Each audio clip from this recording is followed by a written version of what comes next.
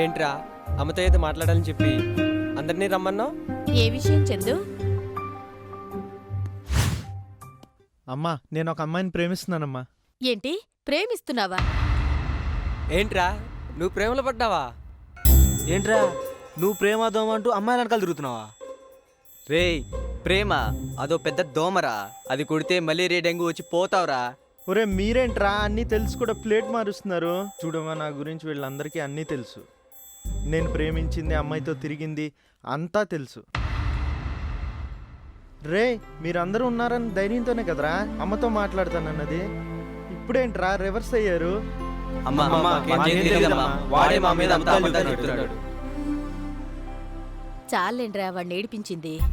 వాళ్ళంతా సరదాగా ఏడిపిస్తున్నారు. అది సరే, అమ్మాయి నచ్చింది, ప్రేమించేశావు. మరి అమ్మకు నచ్చద్దా? అమ్మా నీకు తప్పకుండా నచ్చుతుందమ్మా, ఎందుకంటే నేను నీకు కొడుకునమ్మా. నా టేస్ట్ ఏంటో నీకు తెలీదా? అదంతా నాకు తెలీదు. నేను చూసిన అమ్మాయినే నువ్వు పెళ్లి చేసుకోవాలి. అమ్మా నేను ఆల్రెడీ ఒక అమ్మాయిని ప్రేమిస్తున్నానమ్మా. ఇంకో అమ్మాయిని ఎలా పెళ్లి చేసుకోవాలి? సరేరా, నేను కూడా ఓ అమ్మాయిని చూశాను. నీకు నచ్చితే ఓకే, లేదంటే నీ ఇష్టం. వెళ్ళి అమ్మాయిని తీసుకురండి. వాడికి ఎలా నచ్చదో నేను చూస్తాను. అలాగేనమ్మా. అమ్మాయిని చూడరా ఎంత చక్కగా ఉందో. ఒక్కసారి తలెత్తి చూడు.